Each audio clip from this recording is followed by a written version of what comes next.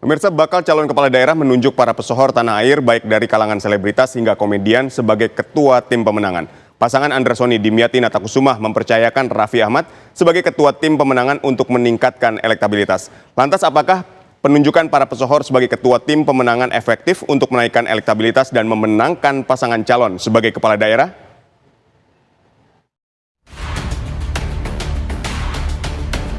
Pasangan bakal calon Gubernur Banten dan Wakil Gubernur Banten Andra Sony Dimyati Natakusumah menunjuk selebritas tanah air Raffi Ahmad sebagai ketua tim pemenangan agar dapat menarik suara pemilih muda.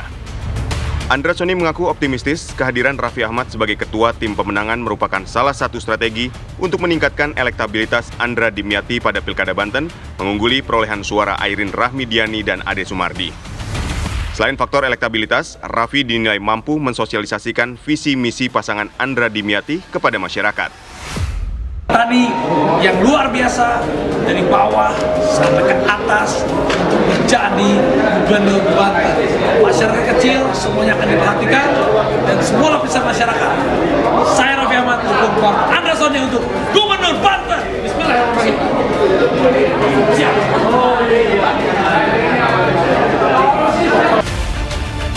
Sementara itu, pengamat politik Henry Satrio menilai menjadikan artis sebagai tim pemenangan memiliki sejumlah keuntungan. Jadi ada 3 tadi ya, saya ulang. Yang pertama adalah nebeng popularitas, yang kedua networking atau jaringan si artis, yang ketiga diharapkan si artis dapat memunculkan momentum politik yang menguntungkan bagi paslon. Tapi memang dengan, tadi saya sudah katakan, dengan waktu yang sangat pendek, menggunakan atau mengajak atau merangkul selebritis dalam kampanye politik di pilkada ini sangat menguntungkan karena mereka bisa berkomunikasi tentang paslonnya melalui medsos mereka, melalui acara mereka gitu ya, dan cenderung rakyat akan mendengarkan karena mereka lebih suka mendengarkan selebritis ngomong politisi gitu kira-kira. Jadi ya ini saya rasa akan banyak sekali strategi menggunakan selebritis yang akan digunakan paslon-paslon yang ikut dalam Pilkada 2024 ini. Sebelumnya di Pilkada Jakarta, pasangan Pramono Anung Rano Karno menunjuk Cak Lontong sebagai ketua tim pemenangan. Selain Cak Lontong, ada sejumlah pesohor lainnya yang masuk dalam tim sukses Pramono Rano. Ketua tim pemenangannya pasti di luar dugaan semua, yaitu Cak Lontong. Karena kami ingin menyampaikan bahwa tim ini adalah tim yang bergembira ria tapi serius. Jadi Cak Lontong, nama Cak Lontong itu Cak Lontong Lis Hartono. Lantas apakah penunjukan para pesohor sebagai ketua tim pemenangan efektif untuk menaikkan elektabilitas dan memenangkan pasangan calon sebagai kepala daerah? Tim TV One mengabarkan.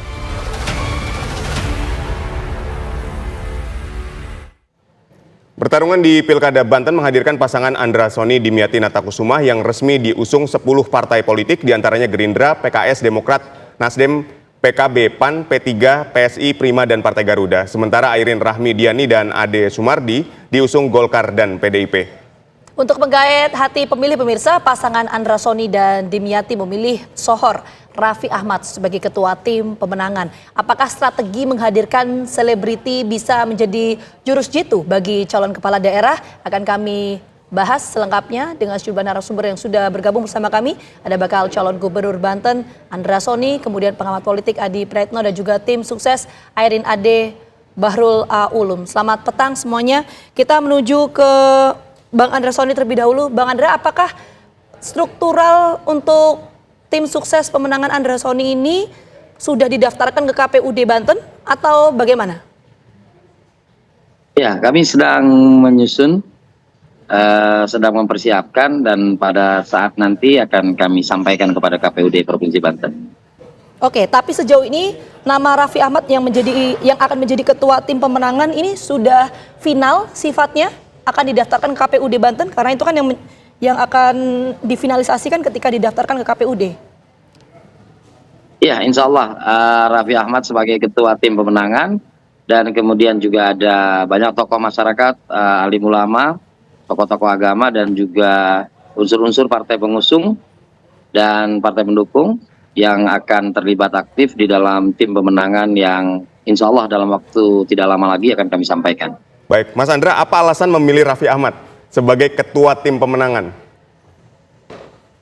Ya, pertama memang hubungan kita sudah berjalan lama, dan kedua bentuk dukungan beliau kepada saya dan kepada proses pilkada ini, dan tentunya kita juga melihat potensi yang ada di Bapak atau Saudara Raffi Ahmad dengan kepopulerannya tentunya.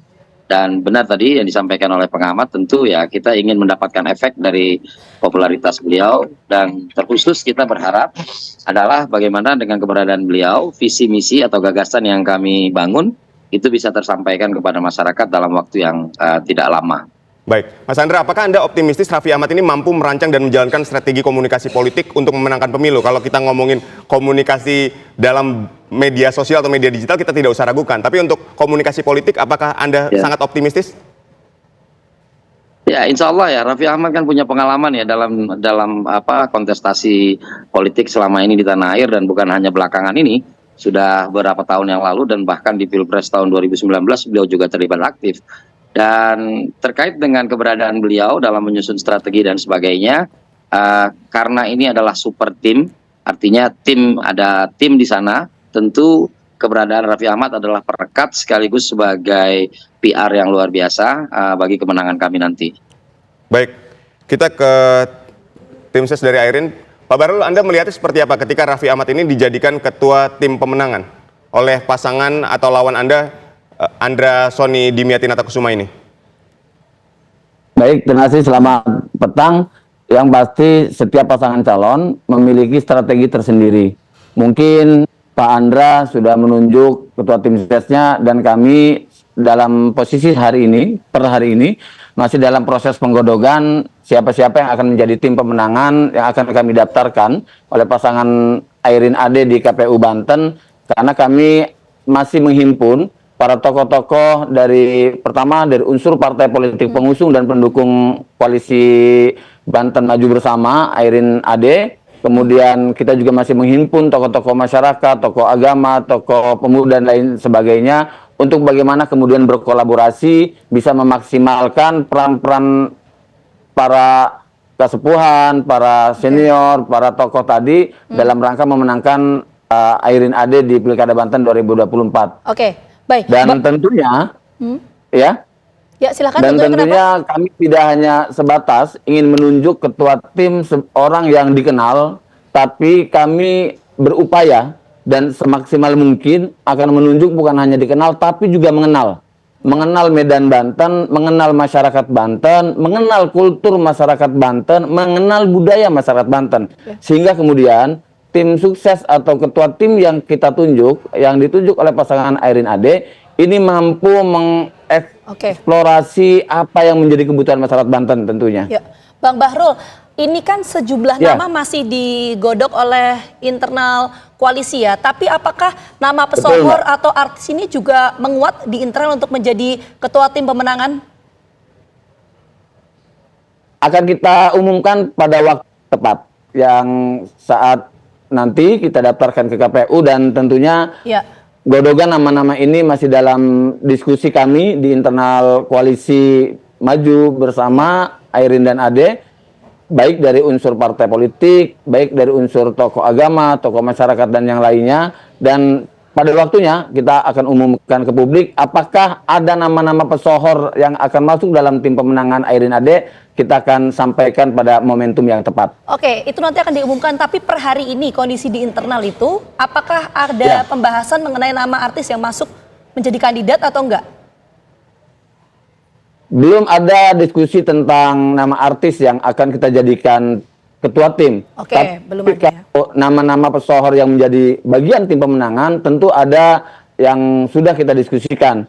Dan patokan kita yang tadi saya sampaikan di awal, bahwa kita menunjuk tim pemenangan bukan hanya ingin dikenal, tapi juga menunjuk menjadi ketua tim pemenangan, dan tim pemenangan secara keseluruhan adalah yang mengenal masyarakat Banten, mengenal wilayah Banten, mengenal budaya dan kebiasaan adat istiadat Banten, sehingga pada saat proses akselerasi pemenangan Airin betul-betul membumikan Banten untuk kemudian bisa mengangkat harkat martabat Banten dalam konteks pemenangan Airin Ade di Pilkada Banten 2024 ini, Mbak. Baik, kita ke Mas Adi. Mas Adi, ini kan kita sudah lihat ya, kalau artis menjadi anggota tim sukses ini sudah seringkali terjadi atau sudah biasa, fenomena yang biasa. Tapi ketika artis atau pesohor ini ditunjuk menjadi ketua tim ses, seperti misalnya kita ambil contoh Raffi Ahmad dan Cak Lontong misalnya. Ini kan saya rasa fenomena yang baru gitu ya, karena posisinya sebagai ketua tim ses yang akan tentu saja membawahi tokoh-tokoh besar lainnya gitu. Anda menilainya seperti apa? Saya kira dua hal. Kalau kita melihat artis di dunia politik, terutama ketika misalnya menjadi ketua tim sukses. Pertama, fungsinya sebagai influencer. Influencer itu adalah orang yang dinilai mampu menggerakkan ribuan bahkan jutaan pengikutnya untuk bisa dinamisasi sebagai bagian kepentingan politik. Tujuan influencer ini tentu bagaimana para pengikut-pengikutnya itu juga serta-merta menjadi bagian dari tim pemenangan secara kolektif yang bisa dikoordinasi sebagai bagian penting ya, sebagai sebuah penting dalam politik elektoral. Yang kedua sebagai vote getter.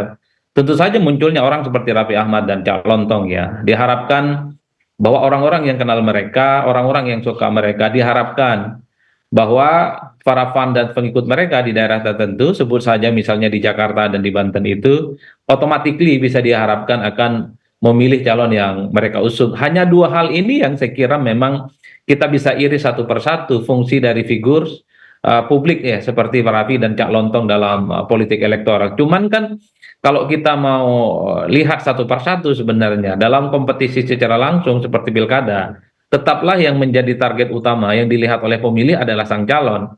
Calon itu adalah sosok yang paling dinilai secara langsung apakah dia punya kedekatan secara politik dan secara sosial, sehingga publik itu bisa memiliki preferensi apakah dia disukai dan akan dipilih. Oleh karena itu, tapi memang vote getter ataupun influencer yang dimainkan oleh para artis ini setidaknya akan menjadi modal dasar untuk mengkonfirmasi kira-kira siapa calon yang akan diusung oleh sang artis ini. Yang paling penting sebenarnya setelah dikenal, yang paling penting sebenarnya setelah itu adalah bagaimana disukai. Karena belum tentu calon yang dikenal itu disukai. Setelah disukai juga belum tentu akan dipilih. Disitulah pertarungan terakhir, bagaimana kampanye door-to-door campaign yang dilakukan oleh sang calon itu harus bisa dipastikan sampai ke masyarakat. Karena sebenarnya sekalipun orang sudah kenal dengan calon, suka dengan calon, kalau dia tidak bisa digerakkan datang ke TPS untuk memilih itu percuma. Ini yang saya kira kenapa misalnya kampanye darat ya, tanpa harus melibatkan artis sekalipun itu tetaplah menjadi penting. Tapi rata-rata secara umum, kenapa artis itu dijadikan sebagai ketua umum tim sukses? Karena memang fungsinya adalah di panggung depan, dia sebagai manis pepanggung permukaan supaya para penggemarnya itu terkonfirmasi sebagai bagian dari orang yang diusung. Tapi sebenarnya di panggung belakang, orang-orang yang memiliki pengalaman, networking, jejaring politik di bawah, saya kira mereka lah yang akan jauh lebih konkret, akan jauh lebih berjibaku meyakinkan pemilih-pemilih. Oke, Mas Adi. Orang seperti Raffi Ahmad, sorry to say, mungkin tidak akan paham betul bagaimana peta konstelasi politik Kalau yang memang ada tidak di paham Banten, betul termasuk menurut Cak Mas Lontong Adi, di Jakarta. lantas bagaimana kemudian efektivitas dalam menggait para artis untuk masuk ke dalam tim struktural pemenangan? Kita akan bahas usai jeda berikut. Tetap bersama kami di Kabar Petang. Sudah banyak yang merasakan keuntungan lebih belanja di Depo Bangunan. Mau seperti mereka, menangkan undian berhadiah total 14 miliar di Depo Bangunan. Ayo belanja! Hanya di Depo Bangunan. Oke, kita langsung menuju ke Bang Andra. Bang Andra, ini kan Raffi Ahmad belum didaftarkan ke KPUD Banten ya. Semua itu akan final ketika sudah didaftarkan. Apakah ketika nama Raffi Ahmad mencuat sebagai ketua tim pemenangan, apakah mendapatkan resistensi dari partai politik pendukung maupun pengusung? Atau gimana responnya partai politik ini? Itu responnya positif dan kemudian komunikasi kita kan melakukan komunikasi dengan pimpinan partai di tingkat lokal dan juga pimpinan partai di tingkat pusat dan responnya positif dan justru ini mempertebal keyakinan kita bahwa strategi penentuan ketua tim pemenangan Raffi Ahmad ini salah satu bagian yang bisa mempertebal ke peluang kita untuk bisa memenangkan kontestasi ini dan tentu tambahan-tambahan lain yang harus kita menjadi sebuah kesatuan yang ujungnya nanti adalah di TPS bagaimana masyarakat punya kesukaan dan punya keinginan untuk memilih kita. Baik, Bang Andra, ini kan kalau melihat Raffi Ahmad berbicara kepada milenial dan zilenial ini sudah tidak perlu kita ragukan. Tapi ketika dia melakukan lobby-lobby politik, terus melakukan strategi komunikasi politik, apakah tim ses dari koalisi 10 partai ini yakin betul dengan itu? Melihat Raffi Ahmad juga luar biasa sibuknya. Tadi kita berusaha mendatangkan saja 3 bulan ke depan, jadwalnya sudah sangat padat. Sedangkan dia harus menjadi tim ses, ketua tim ses itulah Anda. kelebihan kami. Artinya kami sudah mendapatkan jadwal beliau, kami sudah mendapatkan konfirmasi beliau, dan kemudian juga hari ini bukan lagi tugasnya lobby-lobby politik, tapi hari ini adalah bagaimana bisa menyasar langsung kepada pemilih dan kemudian mengenalkan diri kepada pemilih, visi misi kita kepada pemilih, gagasan kita kepada pemilih, dan kemudian gagasan dan keberadaan saya sebagai calon itu bisa diterima oleh pemilih, dan di ujungnya nanti adalah saya dipilih. Jadi bukan lagi terkait dengan lobby-lobby, karena lobby-lobby itu kan sebelum pendaftaran. Dan alhamdulillah partai politik sudah bersepakat untuk mengusung Andra Sony Dimyati di dalam pilkada Provinsi Banten yang akan datang.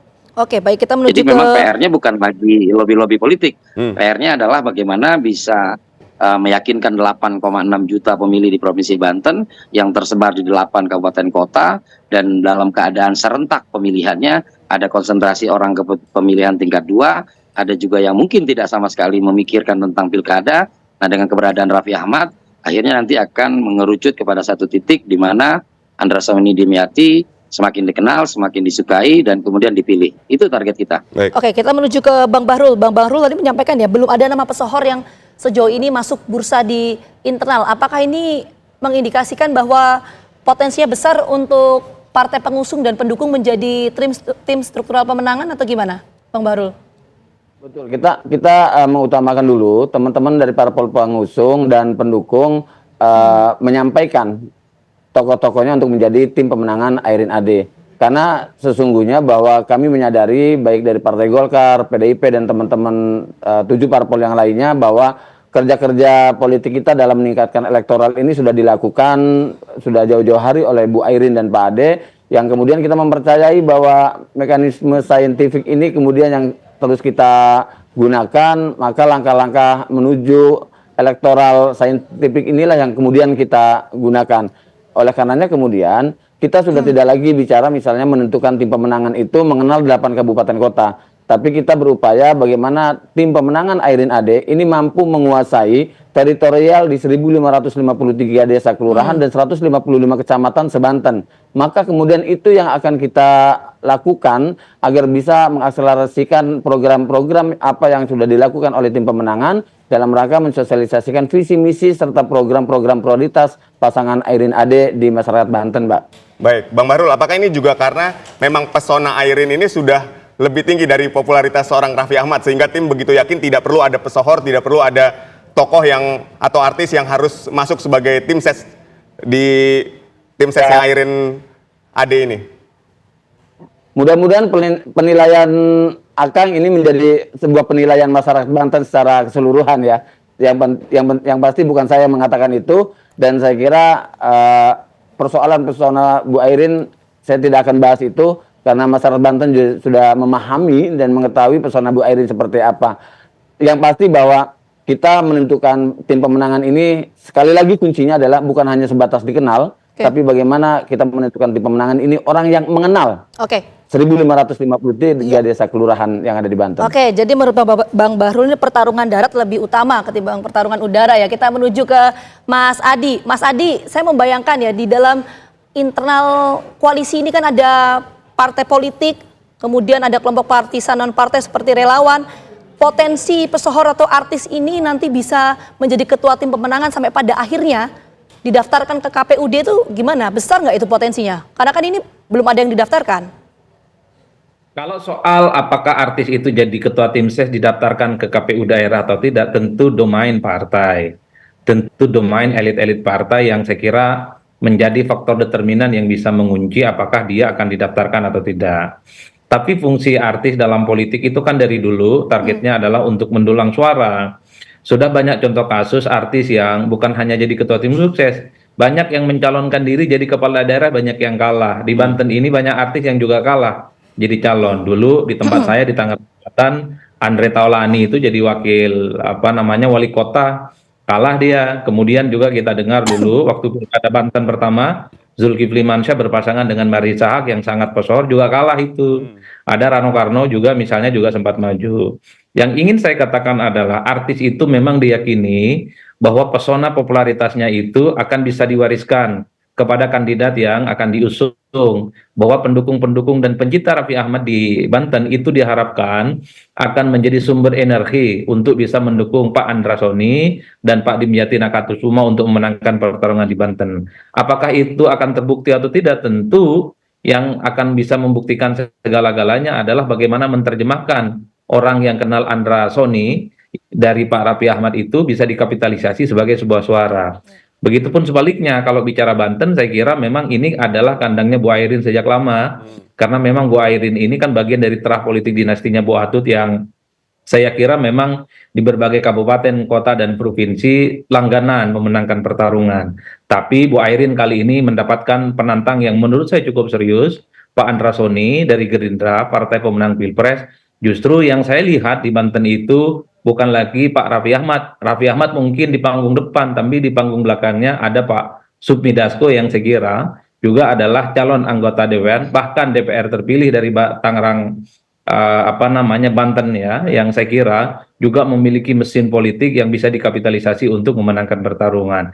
Pada akhirnya yang ingin saya katakan adalah artis ini adalah bagian dari salah satu ikhtiar untuk menyasar pemilih-pemilih yang mungkin tidak bisa disasar oleh partai, tidak bisa disasar oleh lawan, tidak bisa disasar oleh para ulama dan kiai. Siapakah mereka? Tentu adalah pemilih-pemilih muda yang selama ini engage dan peduli dengan urusan-urusan media dan media sosial. Raffi harus diakui di berbagai tempat adalah sosok yang paling banyak disebut dan menjadi artis yang paling disukai. Karenanya pemilihan nama Raffi Ahmad tentu sebagai ikhtiar dengan harapan orang yang kenal dan suka dengan Raffi Ahmad di Banten bisa diharapkan bisa memilih Andra Soni dan Dimyati Natakusuma. Tinggal diuji apakah nanti ini akan berbuah manis atau tidak. Saya masih cukup meyakini bahwa door to door campaign, datang langsung ke masyarakat, diyakinkan mereka, dipeluk hati dan pikirannya, siapa yang kuat dialah yang kemudian akan memenangkan pertarungan. Kalau Raffi Ahmad juga melakukan hal ini, door to door campaign, mendekati masyarakat, orang yang kenal dan suka dirinya, dirangkul dan diajak di TPS, bukan tidak mungkin. Ini akan menjadi energi yang bagus. Karena percuma kenal dengan Raffi Ahmad. Oke, baik Mas Adi. Kalau tidak bisa menjadi bagian dari yang nanti kemudian mencoba. Kita sama-sama lihatlah apakah nanti akan jadi didaftarkan ke KPUD atau tidak. Sekali lagi terima kasih banyak untuk seluruh narasumber. Ya, terima kasih kepada Mas Adi, kepada Bang Bahrul dan kepada Bang Andra Soni telah bergabung bersama kami. Dan kita masih akan melihat ya pesona pesohor ini apakah bisa membawa pasangan calon menjadi kepala daerah.